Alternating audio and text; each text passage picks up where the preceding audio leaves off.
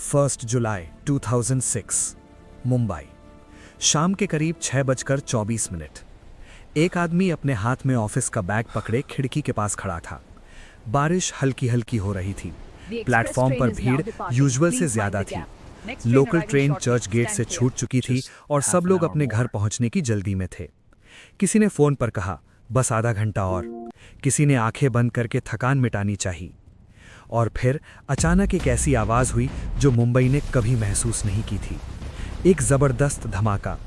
लोग समझ भी नहीं पाए कि हुआ क्या है। तब तक दूसरा ब्लास्ट हो चुका था, फिर तीसरा, फिर चौथा। सिर्फ 11 मिनट के अंदर वेस्टर्न लाइन पर चल रही 7 लोकल ट्रेन्स के फर्स्ट क्लास कंपार्टमेंट्स में लगातार एक्सप्लोजन्स हुए। उस शाम सिर्फ शहर नहीं हिला था, भरोसा हिला था। ये घटना आज 2006 मुंबई ट्रेन ब्लास्ट्स के नाम से जानी जाती है। 11 जुलाई 2006 को शाम के पीक आवर में जब लोग रोज की तरह घर लौट रहे थे, तब मतुंगा रोड से लेकर मीरा रोड तक अलग अलग जगहों पर सीरियल ब्लास्ट्स हुए। टाइम था 6:24 से 6:35 के बीच। Matunga road, Mahim junction, Bandra, Khar road, Jogeshwari, Borivali, Mira road. हर जगह एक ही pattern, first class compartment, peak crowd, maximum impact. Official record के मुताबिक 189 लोगों की जान गई और 800 से ज्यादा लोग घायल हुए। कई लोगों की इंजरीज इतनी गंभीर थीं कि उनकी जिंदगी हमेशा के लिए बदल गई। ये कोई रैंडम अटैक नहीं था। बॉम्ब्स को लगेज रैक पर रखा गया था। इन्वेस्टिगेशन में पता चला कि हाई इंटेंसिटी एक्सप्लोजिव्स का इस्तेमाल हुआ था, जिसमें RDX और अमोनियम नाइट्रेट का मिक्सचर शामिल था। डिवाइसेस केयरफुली असेंबल किए गए थे। टाइम सिलेक्शन स्ट्रेटेजिक था। सिर्फ 11 मिनट में 7 ब्लास्ट्स का मतलब था कि प्लानिंग हाईली कोऑर्डिनेटेड थी। सबसे बड़ा सवाल था, ये सब कैसे हुआ? Initial investigation Maharashtra anti terrorism squad ने शुरू की। शक तुरंत पाकिस्तान बेस्ड टेरर आउटफिट्स पर गया, खासकर लश्कर-ए-तैयबा पर। Students Islamic movement of India यानी सिमी के कुछ पुराने मेंबर्स का नाम भी सामने आया। एजेंसीज ने कहा कि प्लानिंग क्रॉस बॉर्डर हुई और एग्जीक्यूशन लोकल नेटवर्क का इस्तेमाल हुआ। अगले कुछ महीनों में कई लोग गिरफ्तार किए गए। चार्जशीट में कहा गया कि अक्यूज्ड लोगों ने पाकिस्तान में ट्रेनिंग ली और इंडिया में लॉजिस्टिक्स अरेंज किए।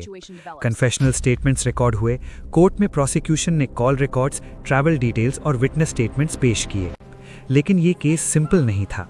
ट्रायल 2007 में शुरू हुआ और लगभग 9 साल चला। 2015 में स्पेशल मकोका कोर्ट ने 12 लोगों को दोषी करार दिया। 5 को डेथ पेनाल्टी दी गई और 7 को लाइफ इम्प्रिजनमेंट। कोर्ट ने कहा कि कॉन्स्पिरेसी प्रूव हो चुकी है, लेकिन कहानी यहीं खत्म नहीं हुई। 21 जुलाई 2021 को बॉम्बे हाई कोर्ट ने सभी 12 लोगों को बरी कर दिया। कोर्ट ने कहा कि प्रोसिक्यूशन एविडेंस सफिशिएंट नहीं है, कन्फेशंस रिलायबल नहीं माने जा सकते और चेन ऑफ एविडेंस कंप्लीट नहीं थी। कोर्ट ने यह भी कहा कि सिर्फ सस्पिशन से कन्विक्शन नहीं हो सकता। ये फैसला देश के लिए एक बड़ा झटका था। 15 साल जेल में रहने के बाद अक्यूज्ड लोग रिहा हो गए। महाराष्ट्र सरकार ने इस फैसले के खिलाफ सुप्रीम कोर्ट में अपील फाइल की और मैटर अब भी जुडिशियल प्रोसेस का हिस्सा है। इस केस का एक और पहलू इंटेलिजेंस वार्निंग्स का था।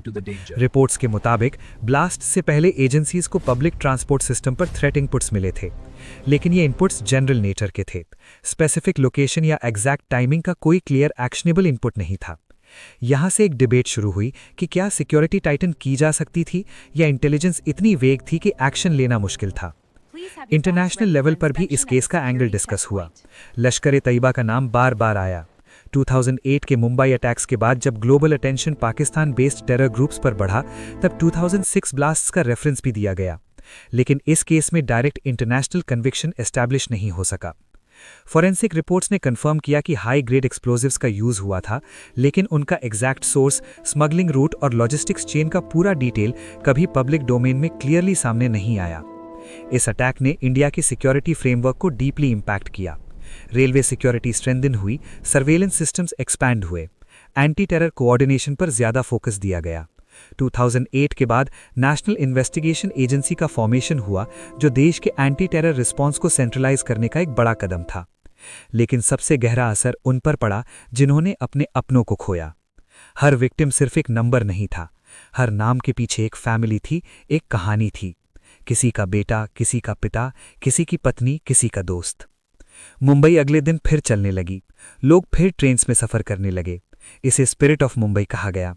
लेकिन अंदर ही अंदर डर और यादें रह गईं। आज भी जब हम 11 जुलाई 2006 को याद करते हैं तो कई सवाल जिंदा हैं।